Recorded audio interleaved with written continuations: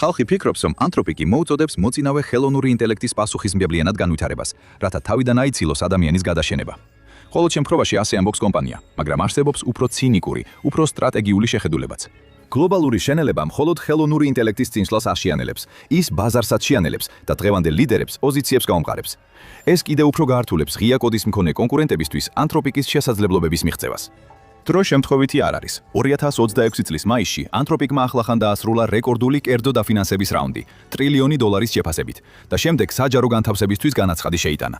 მხოლოდ 3 დღის შემდეგ კომპანიამ გამოაკვეთნა ანგარიში, რომელშიც აფრთხილებდა, რომ ხელოვნური ინტელექტი შეიძლება კონტროლიდან გამოვიდეს და მოუწოდა მთავრობებს განეხილათ მთელი ინდუსტრიის შენელება. ზოგისთვის ეს სიფრთხილეა. სხვებისთვის კი ეს უსაფრთხოების ნიღბით შენიღბული სტრატეგიაა. თავი პირველი, გამორთვის ღილაკი. მხოლოდ ერთი კვირა იყო საჭირო, რომ მთელი ხელოვნური ინტელექტის ინდუსტრია შეძრულიყო. 2026 წლის 28 მაისს ანთროპიკმა დახურა ახალი საინვესტიციო რაუნდი, მერვე მას შემდეგ, რაც 2021 წელს გამოჩნდა. ინვესტორებმა, Altimeterმა, Dragonierმა, Greenoxმა და Sequoiam კომპანია დაახლოებით $1 ტრილიონ შეაფასეს. ეს თავზარდამცემი თანხა იყო. ქაღალდზე 5 წელზე ნაკლები ასაკის კომპანიამ ეხლა შეფასებით JP Morgan Chase-ზე მაღლა დგას, ბანკზე, რომელიც 2 საუკუნის განმავლობაში შენდებოდა. რამდენიმე დღის შემდეგ კომპანიამ რეგულატორებს აცნობა, რომ გეგმავს ბირჟაზე გავიდეს, შესაძლოა 2026 წლის ბოლომდე. ეს ლისტინგი ბაზრის ისტორიაში ერთ-ერთ ყველაზე დიდ მოვლენად იქცევა. ჯერ არც ერთი აქცია არ დაფასებულა. შემდეგ კი მოხდა სენსაცია. 4 ივნისს გამოვიდა ანგარიში სახელწოდებით When AI Builds Itself. ის თანაავტორები იყვნენ მარინა ფავარო, რომელიც ანთროპიკის ინსტიტუტს ხელმძღვანელობს, და ჯეკ კლარკი, კომპანიის თანადამფუძნებელი. მათი გაფრთხილება მკაცრი იყო. ხელოვნური ინტელექტის სისტემები სულ უფრო უახლოვდებიან იმას, რომ საკუთარი თავი გააუმჯობესონ თითქმის ადამიანის ჩარევის გარეშე. ეს უკვე აღარ დაბრუნების წერტილს უახლოვდება და მსოფლიომ უნდა დააჭიროს მუხრუჩ, სანამ ძალიან გვიან არ არის. ანთროპიკი ინდუსტრიაში წამყვანი ძალა იყო. მზად იყვნენ საკუთარი თავი მსხვერპლად შეეწირათ საერთო კეთილდღეობისთვის. ყოველ შემთხვევაში ასე ჩანდა. ანთროპიკი მხოლოდ ერთ შემთხვევაში დაუჭერდა მხარს ინდუსტრიის მასშტაბით შენელებას. თუ ყველა მთავარი ლაბორატორია სხვადასხვა ქვეყანაში შეთანხმდებოდა ერთდროულად შეჩერებაზე, გადამოწმებადი წესების მიხედვით. მანამდე კი რბოლა გრძელდება. ეს აშკარა წინააღმდეგობაა.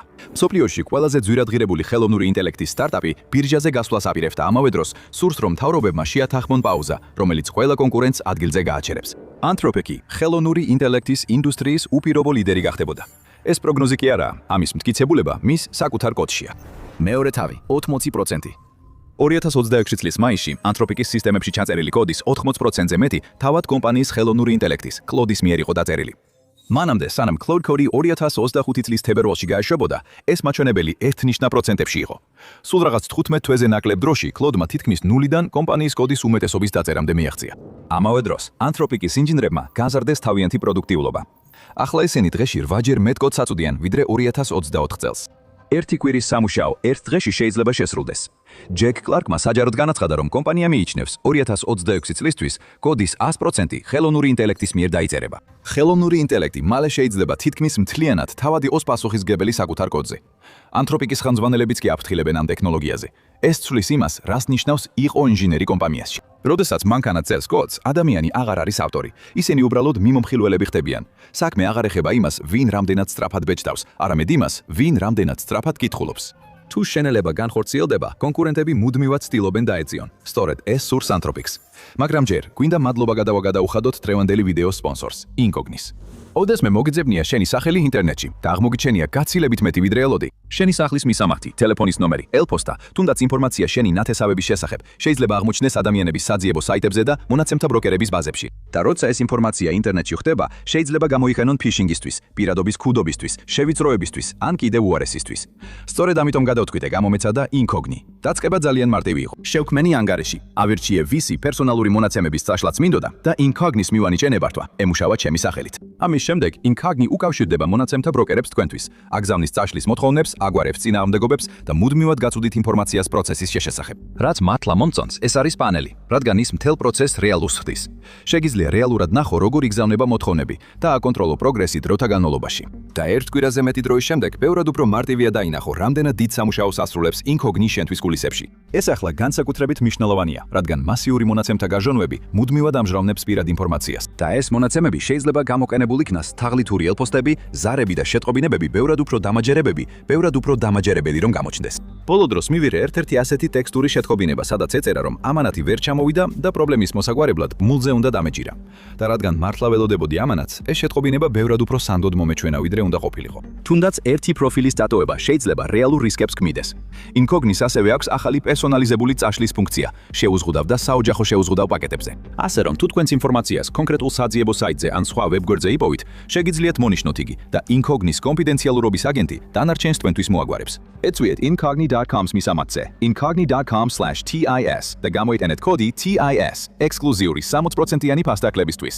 კიდევ ერთხელ, ეს არის incogni.com მისამართზე, incogni.com/TIS, კოდი TIS 60%-იანი ფასდაკლებისთვის დააწყაპუნეთ ქვემოთ მოცემულ გმულზე და ამოიღეთ თქვენი პირადი მონაცემები ბაზრიდან Incognis დახმარებით. მესამე თავი, მარკუჟი. ხელოვნური ინტელექტის დანერგვასთან დაკავშირებით მრავალი შეშფოთება არსებობს, მას შემდეგ რაც პირველად გამოჩნდა. და ერთ-ერთი მთავარი შიში არის ის სისწრაფე, რომლითაც ის ვითარდება. დამოუკიდებელი კვლევითი ჯგუფი Meter ზომავს თუ როდის და როგორ შეიძლება ხელოვნური ინტელექტის სისტემები საზოგადოებისთვის საფრთხედ იქცეს. ერთ-ერთ კვლევაში მათ დასვეს მარტივი კითხვა: რამდენ ხანს შეუძლია ხელოვნურ ინტელექტს დამოუკიდებლად დაასრულოს დავალება, სანამ შეცდომას დაუშვებს? მათ შეამოწმეს რამდენიმე ფრონტერული მოდელი 2019 წლიდან და აღმოაჩინეს გარკვეული კანონზომიერება. მოდელებს შეეძლოთ უფრო და უფრო გრძელი დავალებების შესრულება. მათი შესაძლებლობები დაახლოებით ყოველ 7 თვეში ორმაგდებოდა. ეს ტენდენცია 6 წლის განმავლობაში უცვლელად გაგრძელდა, შემდეგ კი დაჩქარდა. მეტეორის ახალი შეფასებით 2023 წლიდან შესაძლებლობების გაორმაგების დრო დაახლოებით 4 თვემდე შემცირდა. AI Digest-მაც დაათვალიერა მონაცემები და აღნიშნა, რომ თუ ეს ტემპი შენარჩუნდება, 2027 წლისთვის AI აგენტები შეძლებენ 1 თვიანი დავალების შესრულებას. და ზღვარი არ არსებობს. რამდენიმე წლის წინ ამ სისტემებს ძლივს შეეძლოთ რამდენიმე წუთიანი დავალებების შესრულება. ახლა კი შეუძლიათ ისეთი სამუშაოს შესრულება, რასაც ადამიან ინჟინრებს ერთი დღე სჭირდებათ. თუ ეს ტემპი შენარჩუნდება, დროის მასშტაბი დღეებიდან კვირებზე და შემდეგ თვეებზე გადავა. 2026 წლის აპრილში ანთროპიკმა განაცხადა, რომ კლოდმა გააკეთა 800-ზე მეტი შესწორება, რის შედეგადაც სისტემური შესწრომების ერთი კატეგორია 1000-ჯერ შემცირდა. ადამიანთა გუნდს შეიძლება წლები დასჭირდეს ასეთი პრობლემის მოსაგვარებლად. მოდელმა ეს 1 თვეში გააკეთა. თუ სისტემას საკმარის გამოთვლით ძალას მისცემთ, მანქანები შეძლებენ საკუთარი შემცვლელების დაპროექტებასა და შექმნას. ადამიანები საჭირო აღარ იქნებიან. მიუხედავად იმისა, რომ ანთროპიკი განგაშ ტეხს, ის ასევე ფრთხილად აღნიშნავს, რომ ეს ჯერ არ მომხდარა, ასე რომ გარდაუვალი არ არის. მაგრამ ციტატა, ეს შეიძლება უფრო მალე მოხდეს, ვიდრე ინსტიტუციათა უმეტესობა ამისთვის მზად არის. თუ მოდელი თავის შემცვლელს ქმნის, ინდუსტრიას წესების წიგნი სჭირდება, რაღაც რაც გადაწყვეტს, როდის გააგრძელოს და როდის შეჩერდეს. და ასე მოხდა, რომ ანთროპიკს უკვე აქვს ასეთი. მეოთხე თავი, გამშვები მექანიზმი. პასუხისმგებლიანი მასშტაბირების პოლიტიკა გაფრთხილებას გავს, რაღაცას რაც მთელმა კაცობრიობამ უნდა იცოდეს. ძირითადი იდეა მარტივია. ხელოვნური ინტელექტის მოდელი შეიძლება იმდენად ძლიერი გახდეს, რომ რეალურად საშიში იყოს და ამ დროს დამატებითი დაცვის ზომები უნდა ამოქმედდეს. ანთროპიკი ამ გამშვებ წერტილებს შესაძლებლობების ზღვრებს უწოდებს. 2024 წლის ოქტომბრის ვერსია პოლიტიკის იცრება აშკარა რისკებით. ქიმიური, ბიოლოგიური და ბირთვული იარაღი. შემდეგ ის კიდევ ერთს ამატებს ხელოვნურ ინტელექტს, რომელსაც შეუძლია საკუთარი ხელოვნური ინტელექტის კვლევა მცირე ადამიანური დახმარებით ჩაატაროს. პოლიტიკა ამას აერთიანებს ავტონომიური ხელოვნური ინტელექტის კვლევასა და განვითარებაში.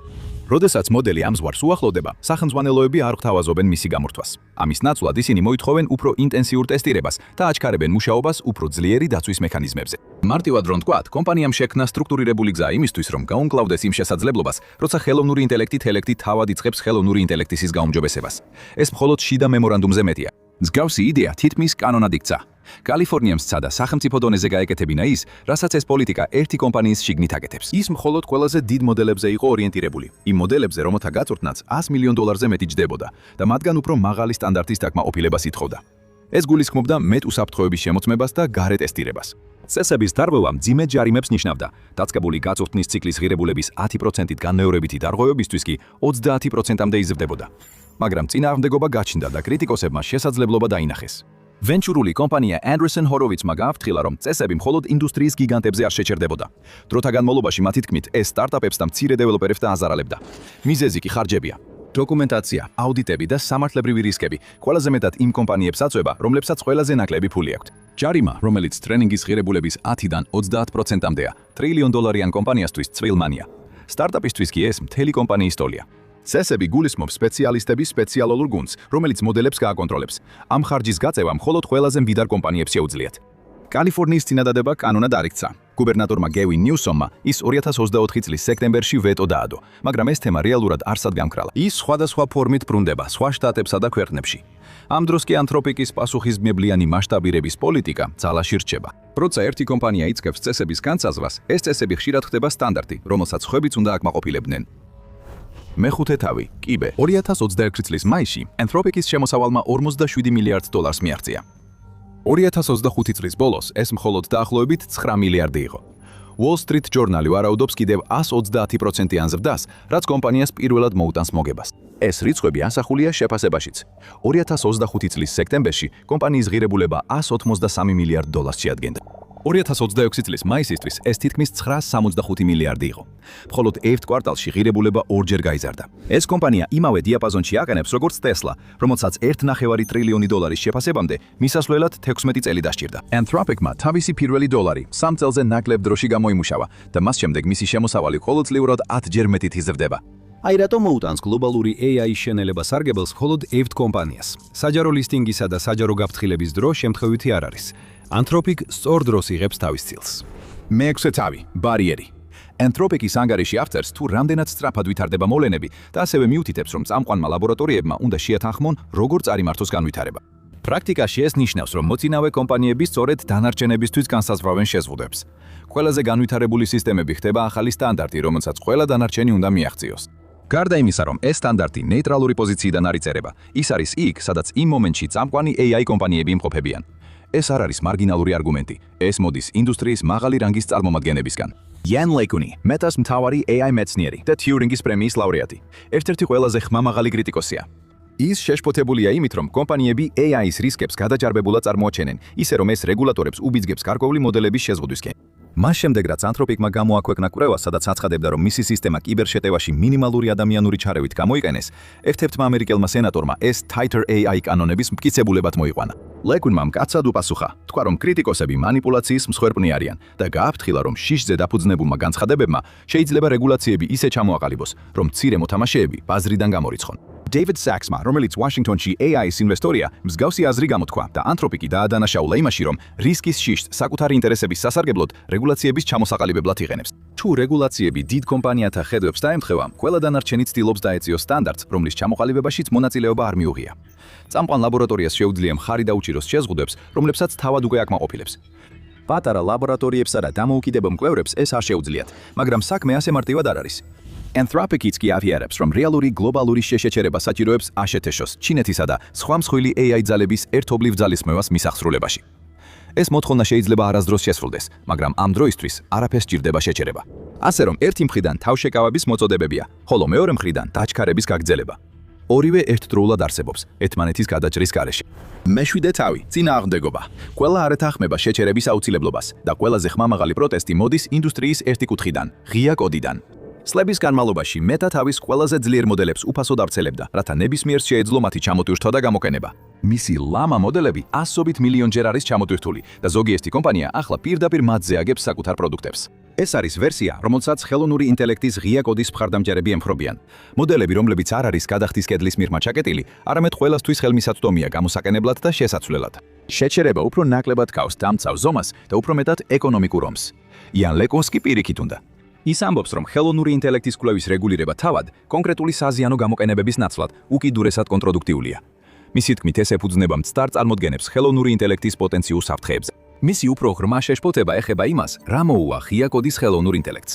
თუ დააწესებს საფრთხის ზღვარს ან შეზღუდავ, ვის შეუძლია მონაცემებზე ცდომა, ღია მოდელის გამოშვება უფრო რთული ხდება. ამიტომ წინააღმდეგობა მხოლოდ პროგრამული უზრუნველყოფის უფასოდ დარიგების უფლებას არ ეხება, არამედ იმ კედლის აღმართვის შეჩერებას, რომელიც ორ ჯგუფს შორის შეიძლება გაჩნდეს. იმ რამდენიმე კომპანიას, რომელსაც ახალი სიჩქარით მუშაობა შეუძლია და დანარჩენებს, ვისაც ეს არ შეუძლია. როცა მსგავსი რამ გლობალურ წესებში ჩაიწერება, ის იშვიათად ბრუნდება უკან. მერვე თავი, შოკური ტალღა. აქამდე საუბარი ეხებოდა Anthropic's კოდს, მაგრამ ეს ბევრად უფრო მასშტაბურია. ეს საბოლოოდ ყველას და მათ ხელფასად შეეხება. Anthropicმა უკვე აღიარა, რომ ინჟინრები მათ კოდის უმეტეს ნაწილს თავად აღარ წერენ. ისინი ამოწმებენ მას და როგორც კი ეს ინდუსტრიის სტანდარტად იქცევა, ადამიანური სამუშაო ძალა იშლება. პირველები, ვინც ამას იგრძნობენ, კიბის ქვედა საფეხურზე მყოფი სამუშაოები იქნება. ჯუნიორ პროგრამისტების სამუშაო ყოველთვის მოცულობაზე იყო დაფუძნებული და კიდევ ერთი კოდის ბლოკის ღირებულება თითქმის ნულამდე დაეცა. ეს ინდუსტრიაში შესვლის კარს კეტავს. მთელი თაობა პროგრამისტებისა და ინჟინრების გარეთ შეტრჩება. სტენფორდის ციფრული ეკონომიკის ლაბორატორიამ რეალური დამსაქმებლების მონაცემები 2025 წლამდე დააკვირდა და მტკიცებულებები შემაშფოთებელია. 22-დან 25 წლამდე პროგრამისტებისთვის სამუშაო ადგილები თითქმის 20%-ით შემცირდა 2022 წლის ბოლოს პიკთან შედარებით. იმავე პოზიციებზე 30 წელზე უფროსი თანამშრომლების რაოდენობა გაიზარდა. საწყისი პოზიციები იშლება. ეს მთელ ინდუსტრიაში ხდება. Salesforce-მა 1 წლის განმავლობაში ახალბედა თანამშრომლების აყვანა შეაჩერა. Google-მა და Meta-მ 2021 წელთან შედარებით თითქმის ორჯერ ნაკლები ახალი კურსდამთავრებული აიყვანეს. 2026 წლის პირველ თვეებში ტექნოლოგიურ სექტორში საერთო შემცირებებმა 140,000-ს გადააჭარბა. ეს ტემპი დაახლოებით 40%-ით აღემატება 2025 წლის იმავე პერიოდის მაჩვენებელს. უფრო და უფრო მეტი კომპანია ხელოვნურ ინტელექტს ასახელებს ამის მიზეზად. პაუზა ან შენელება ვეღარ შეცვლის იმას, რაც უკვე მოხდა. თუნდაც სხვა, ყველა მსხვილმა ხელოვნური ინტელექტის კომპანიამ შეწყვიტოს ახალი მოწინავე მოდელების სწავლება. უკვე არსებული ინსტრუმენტები მაინც დარჩება. კლოდ კოდი მაინც დაჭერს კოდს ის დაწერს კოდს.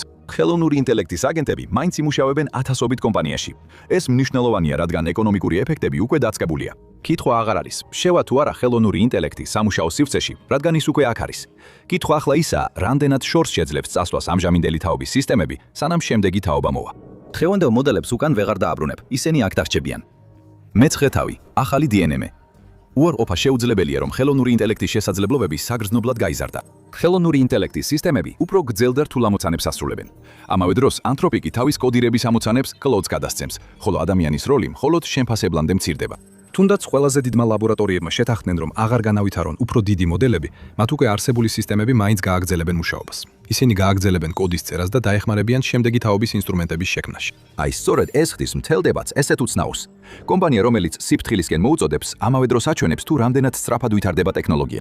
ისევე როგორც კვლევა, რომელიც განგაშტეხს, ისევე ზომავს ამაჩქარებას. შეიძლება გლობალური შეთანხმება შედგეს, შეიძლება არა. მებისმიერ შემთხვევაში ხელოვნური ინტელექტი უკვე ქმნის ხელოვნური ინტელექტის შემდეგ თაობას. ის მომავალი, რაზეც ადამიანები დაობენ, სადღაც წინ არ არის, ის უკვე აქაა. ხელოვნური ინტელექტის პრობლემა ყოველდღიურად უფრო და უფრო იზრდება და შეშფოთებული მხოლოდ საზოგადოება არ არის. სილიკონის ველის დერეფნებში უკვე იგრძნობა ზეწოლა. გაიგეთ რა ხდება და რატომ ტოვებენ ხელოვნური ინტელექტის მკვლევარები თავიანთ სამუშაოებს და პანიკაში არიან წასვლისას. ან უყურეთ ამას.